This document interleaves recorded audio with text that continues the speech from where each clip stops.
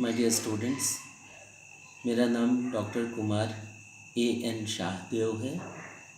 Doctor Kumar A N Shahdeo, HOD commerce, Marwari college Ranchi, a constituent and autonomous unit of Ranchi university Ranchi. My dear students, आज audit में, जो कि semester 6 के लिए है, हम लोग एक टॉपिक लेके चल रहे हैं, verification of assets and liabilities. Examination point of view से ये बहुत इम्पॉर्टेंट है और इसका नॉलेज भी होना चाहिए स्टूडेंट्स को, क्योंकि वेरिफिकेशन का मतलब होता है टू एग्जामिन। और इसमें हम लोग ये एग्जामिन करते हैं कि एसेट्स जो हम लोग शो कर रहे हैं बैलेंस शीट में वो हैं कि नहीं, उसका ट्रू वैल्यूएशन हुआ है कि नहीं, क्योंकि पर्पस ही होता है ऑडिटिंग का to justify that the report presented, audit report presented is true and fair. अर्थात जो बैलेंस शीट हम लोग दिखा रहे हैं वो ट्रू और फेयर व्यू को प्रेजेंट कर रहा है बिजनेस का। इसलिए वेरिफिकेशन बहुत इम्पॉर्टेंट है। ऑडिटिंग का जो सबसे बड़ा राइटर है, सबसे बड़ा अथॉरिटी जो है, स्पाइसर एंड पेगलर, वो कहता है the verification of assets implies an inquiry into the value. पहले उसका एसेट्स के वैल्यू को हम लोग चेक करते हैं, ओनरशिप एंड टाइटल, ओनरशिप सही है कि नहीं, टाइटल सही है कि नहीं, एग्जिस्टेंस, वो एसेट एग्जिस्ट कर रहा है कि नहीं, अस्तित्व में है कि नहीं, एंड पोजेशन, और उस पर आधिपत्य, अधिकार किसका है, and the presence of any change, any charge on the asset, उस पर कोई चार्ज है कि नहीं किसी का। ये इन बातों को जांचना, परखना, इनको रिपोर्ट करना, यही ऑडिटिंग होता है। True and fair view of balance sheet, यही बताना ऑडिटिंग है। JR बार्टली बॉय, जो दूसरा स्थापित लेखक है ऑडिटिंग का, इनका कहना है ही मतलब auditor, he must satisfy himself that they really exist, मतलब एसेट्स एग्जिस्ट कर रहे हैं, अस्तित्व में हैं, और जो मूल्य हम लोग दिखा रहे हैं उसी मूल्य के हैं। Exist at the date of balance sheet and were free from any charge and that they have been properly valued, उस पर किसी और का चार्ज नहीं है, किसी दूसरा लाइबिलिटी नहीं है, और उनका वैल्यूएशन अकाउंटिंग प्रिंसिपल्स के हिसाब से हुआ है।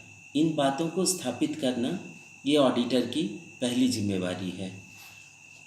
इसीलिए वेरिफिकेशन ऑफ एसेट्स जो है एंड लाइबिलिटीज़, वो अगर सही हो रहा है तभी अकाउंट सही बनेगा, तभी बैलेंस शीट सही बनेगा, तभी बैलेंस शीट का प्रॉपर वैल्यूएशन होगा, तभी balance sheet correct financial position को शो करेगा बिजनेस का। और सबसे बड़ी बात ये है कि अगर हम लोगों को लोन लेना है तो बैंक में बैलेंस शीट प्रेजेंट करना होता है, या फाइनेंशियल इंस्टीट्यूशन से प्रेजेंट करना होता है, या अगर हम लोग डिबेंचर्स इनवाइट कर रहे हैं तो क्रेडिटर्स को सेटिस्फाई करना होता है, मार्केट को सेटिस्फाई करना होता है, कैपिटल मार्केट को सेटिस्फाई करना होता है, मनी मार्केट को सेटिस्फाई करना होता है। इसके लिए बहुत ज़रूरी है कि एकदम सही बने हो बैलेंस शीट, और उसमें फाइनेंशियल पोजीशन को करेक्ट वे में डिपिक्ट किया जा रहा है, दिखाया जा रहा है। तो इन डेफिनेशंस का अगर हम लोग तत्वों को लेंगे, मूल तत्वों को लेंगे, तो कहते हैं elements of the above definition, पहला है there is no charge on assets, assets free from charge हैं, स्वतंत्र हैं, उस पर किसी का नियंत्रण नहीं है। They have been valued by taking into consideration the physical situation, उनका फिजिकल सिचुएशन जो है उसको ध्यान में रखते हुए उनका वैल्यूएशन किया गया है, उनका सही जांच पड़ताल करने के बाद उनका मूल्यांकन किया गया है। तीसरा, assets were not presented purchased for personal purpose, यहाँ ये बहुत स्पष्ट होना चाहिए, क्योंकि honesty is the best policy बोला जाता है बिजनेस में या कॉमर्स में। तो अकाउंट्स या ऑडिट का पहला रूल है कि यहाँ अगर हम लोग दिखा रहे हैं कि बिज़नेस के लिए परचेज़ हो रहा है तो ऑनेस्टली बिज़नेस के लिए ही होना चाहिए, वो व्यक्तिगत यूज़ के लिए नहीं, पर्सनल यूज़ के लिए नहीं। इसके बाद है ownership of the assets lies in the hand of the organization, assets का जो ओनरशिप है, मालिकाना हक है, वो बिल्कुल ऑर्गेनाइजेशन के पास होना चाहिए, उस पर किसी दूसरे का जरा भी नियंत्रण नहीं होना चाहिए। They have been shown in balance sheet at their real value. और सबसे बड़ी बात है कि उसका जो उस समय का जो वैल्यू है, रियल वैल्यू जो है, वही दिखाया जाना चाहिए। Whether all assets have been included in balance sheet, सभी एसेट्स को इंक्लूड किया गया है बैलेंस शीट में, ये देखना भी ऑडिटर की जिम्मेवारी है। अर्थात अंकेक्षक यह भी सुनिश्चित करे कि सभी एसेट्स को प्रॉपरली डेप्रिसिएशन चार्ज करने के बाद दिखाया गया है और कुछ भी एसेट छूट नहीं रहा है। नेक्स्ट है whether all assets have been included in the balance sheet. फिर है whether all liabilities have been included in the balance sheet. जैसे एसेट्स को इंक्लूड कर रहे हैं हम लोग, उसी तरह सभी लाइबिलिटीज़ भी आने चाहिए, उनमें से भी किसी को हम लोग को छोड़ना नहीं है। नेक्स्ट है all assets have been shown in balance sheet on the basis of certain principles. जो अकाउंटिंग प्रिंसिपल्स होते हैं, जो अकाउंटिंग प्रैक्टिसेस हैं, उनके आधार पर ही हम लोगों को सभी एसेट्स को बैलेंस शीट में इंक्लूड करना है। नेक्स्ट है all assets were physically present at the date of balance sheet. ये भी जरूरी है कि assets date of balance sheet अर्थात जिस डेट में बैलेंस शीट बनाया जा रहा है, आर्थिक चिट्ठा का जो तैयार किया जा रहा है, उस डेट में सभी एसेट्स थे प्रेजेंट, ये भी सुनिश्चित करना अंकेक्षक की जिम्मेवारी है। अब आता है उद्देश्य क्या है और ऑब्जेक्ट्स ऑफ वेरिफिकेशन क्या है।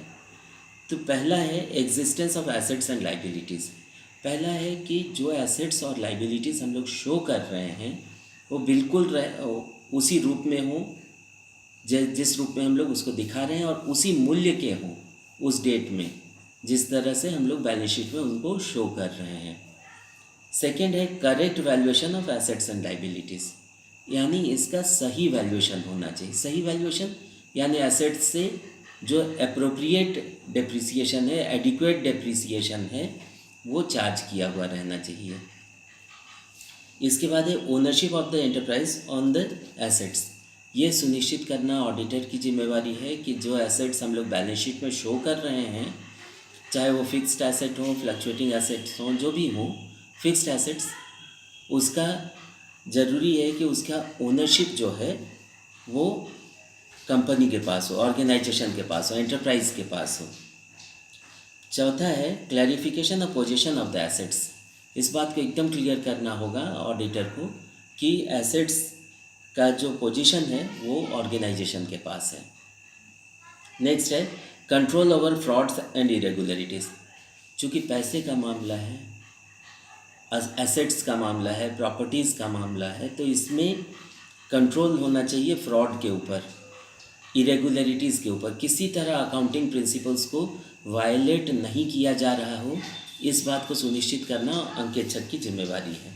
फिर है मैथमेटिकल एक्यूरेसी, मतलब जिस मूल्य पे दिखाया जा रहा है एसेट्स, वो उसी मूल्य पे सही में होने चाहिए। नेक्स्ट पॉइंट है फ्लोटिंग चार्जेस। उस पर किसी का चार्ज नहीं होना चाहिए, एसेट्स में कोई फ्लोटिंग चार्ज नहीं। नेक्स्ट है चेंज इन द एसेट्स, किसी तरह का परिवर्तन नहीं हो बीच में। जब एसेट्स को एक बार हम लोग बैलेंस शीट में दिखा रहे हैं, जिस रूप में, जिस मूल्य में, जिस प्रकार से दिखा रहे हैं, वो बिल्कुल सही होने चाहिए। नेक्स्ट है method of writing of fictitious assets. ये ज़रूरी है कि फिक्टिशियस एसेट्स को भी दिखाएं और बिल्कुल जैसे अकाउंट्स का नियम है उसी के हिसाब से यह दिखाया जाना चाहिए। नेक्स्ट है अगला, ये है स्टार्ट। अंकेक्षक की ये बहुत बड़ी जिम्मेवारी होती है कि वो फिक्टिशियस एसेट्स को मूल रूप में दिखाए और उससे हर एक साल जो राइट ऑफ हो रहा है यानी डेप्रिशिएट किया जा रहा है, उसको शुद्ध रूप से दिखाए और फिर हर एक साल उसको प्रॉफिट एंड लॉस अकाउंट के डेबिट साइड में ले जाके धीरे धीरे करके ख़त्म करें, पर एक साथ नहीं हो, नहीं तो पूरा बैलेंस शीट का और प्रॉफिट एंड लॉस अकाउंट का स्वरूप बदल जाएगा, बिजनेस का स्वरूप बदल जाएगा।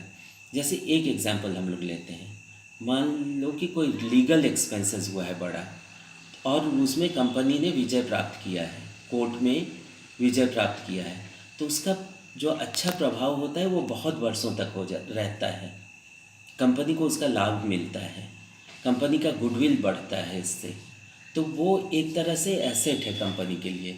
मान लीजिए उसमें 20 लाख रुपया खर्च हुआ है, तो वो एक ही साथ में अगर हम लोग उसको एक्सपेंडिचर में शो कर दें प्रॉफिट एंड लॉस अकाउंट के डेबिट साइड में, तो वो सिद्धांततः गलत हो जाएगा। इसलिए वो ज़रूरी है कि उसको हम लोग बैलेंस शीट के एसेट्स एंड प्रॉपर्टीज साइड में सबसे नीचे दिखाएं फिक्टिशियस एसेट के रूप में, और उसको हर एक साल 10% करके या जो भी निर्धारित मूल्य है उसके हिसाब से प्रॉफिट एंड लॉस अकाउंट के डेबिट साइड में ले जाके डेप्रिसिएशन चार्ज करते चले जाएं, राइट ऑफ करते चले जाएं, और ग्रेजुअली उसका वैल्यू ज़ीरो हो जाए। तो ये अकाउंटिंग रूल है, अकाउंटिंग प्रैक्टिस है, यही इस्टेब्लिश्ड नॉर्म है अकाउंट्स का, उसको ज़रूर फॉलो किया जाना चाहिए। इसके बाद आता है प्रिंसिपल्स ऑफ वेरिफिकेशन। ये ज़रूरी है कि नियम क्या है इसका, सिद्धांत क्या है इसका। पहला है फिजिकल इंस्पेक्शन। कोई भी कही सुनी बातों पे ऑडिटर को नहीं विश्वास करना चाहिए। उसकी ये प्रमुख दायित्व है कि वो खुद से फिजिकल इंस्पेक्शन करे और अपने से संतुष्ट हो कि हाँ वो अस्तित्व में है एसेट, और उसी रूप में है, उसी मूल्य में है जिस रूप में जिस मूल्य पे उसको बैलेंस शीट में दिखाया जा रहा है। दूसरा है प्रिंसिपल ऑफ रिव्यू, अर्थात अगर कोई गलती हो गई है तो अर इज़ ह्यूमन कहते हैं, अगर कहीं पे मानवीय भूल हो गई है तो उसको सुधार लिया जाना चाहिए, उसके लिए रिव्यू होना चाहिए, और रिव्यू नियमानुसार होना चाहिए। इसको प्रिंसिपल ऑफ रिव्यू कहते हैं। फिर रिकम्प्यूटेशन, उसके मूल्य को रिकम्प्यूट करना पड़ता है, एक ही मूल्य हमेशा नहीं रहता है, तो रिकम्प्यूटेशन होना चाहिए। फिर कंपैरिजन, पिछले साल और इस साल में कंपैरिजन होना चाहिए, या उसी तरह के जो और संगठन बाज़ार में काम कर रहे हैं एक ही साथ, एक ही मूल्य में, एक ही परिस्थिति में, एक ही लागत में, एक ही कैपिटल में, उनके साथ एक नियमानुसार कंपैरिजन होना चाहिए, तब इसमें स्पष्टता आती है। नेक्स्ट है कन्फर्मेशन, कि जो हम लोग बैलेंस शीट शो कर रहे हैं, जो एसेट्स को शो कर रहे हैं, लाइबिलिटीज़ को शो कर रहे हैं, वो शुद्ध रूप से हैं, उसी मूल्य में हैं, उसी प्रकार से हैं, उसी रूप में हैं जिस तरह से हम लोग उसको दिखा रहे हैं। अगला पॉइंट है एग्जामिनेशन ऑफ डॉक्यूमेंट्स। हर एक कागजात का चेक किया जाना चाहिए ऑडिटर के द्वारा, तब होने से अगर किसी तरह की कमी बेसी है तो उसका ऑडिटर क्लैरिफिकेशन ले सकता है, यानी स्पष्टता मांग ले सकता है, वो जवाब मांग सकता है अथॉरिटीज़ से जो रिस्पॉन्सिबल हैं उसके लिए। इसको एग्जामिनेशन ऑफ डॉक्यूमेंट्स कहते हैं, अर्थात जो भी डॉक्यूमेंट्स हैं, कागजात हैं, उसको वो खुद से एग्जामिन करे, किसी पे भी विश्वास नहीं करना है, उसकी ये जिम्मेवारी है कि उसको चेक करना है कि सब सही है। फिर है repairs and renewal expenses should be treated as revenue expenditure. कोई भी एसेट जो परचेज़ किया जाता है, फिक्स्ड एसेट, वो एक बार कैपिटल एक्सपेंडिचर हो जाता है, लेकिन उसको मेंटेन करने के लिए, उसको अच्छे रूप में रखने के लिए रिपेयर और रिन्यूअल ज़रूरी होता है, और ये बार बार लगता है, इसलिए इसको हम लोग रेवेन्यू एक्सपेंडिचर ट्रीट करते हैं, रिकरिंग एक्सपेंडिचर के तौर पे ट्रीट करते हैं। तो ये रिपेयर्स और रिन्यूअल भी एक बड़ा इंपॉर्टेंट हेड होता है अकाउंट्स में। और नेक्स्ट है with the help of correspondence, लिखा पढ़ी होना चाहिए। अगर कहीं पे भी ज़रा सा भी डाउट हो तो जो रिस्पॉन्सिबल अथॉरिटीज़ हैं, या अकाउंट्स डिपार्टमेंट हुआ, या फाइनेंस डिपार्टमेंट हुआ, या जनरल सेक्शन हुआ, उसे ऑडिटर को चिट्ठी लिख के पूछ लेना चाहिए, एक्सप्लेनेशन कॉल कर लेना चाहिए। और amounts due from debtors should be examined, और जो डेटर्स हैं मार्केट में उनसे कितना अमाउंट मिलना है, कब मिलना है, अगर डिले हो रहा है तो क्यों हो रहा है, उस पर क्या रिव्यू किया गया है सिचुएशन का, इस क्या फॉलोअप एक्शन हुआ है कंपनी के तरफ से, इन बातों को जांच करना भी ऑडिटर की जिम्मेवारी है। और इन सभी चीज़ों को देखते हुए जब वो संतुष्ट होके ऑडिट करके अपना काम को पूरा करके एक प्रॉपर रिपोर्ट देता है, तब जाके हम लोग ये विश्वास कर पाते हैं कि बैलेंस शीट का ट्रू और फेयर व्यू सामने आ रहा है। Thank you.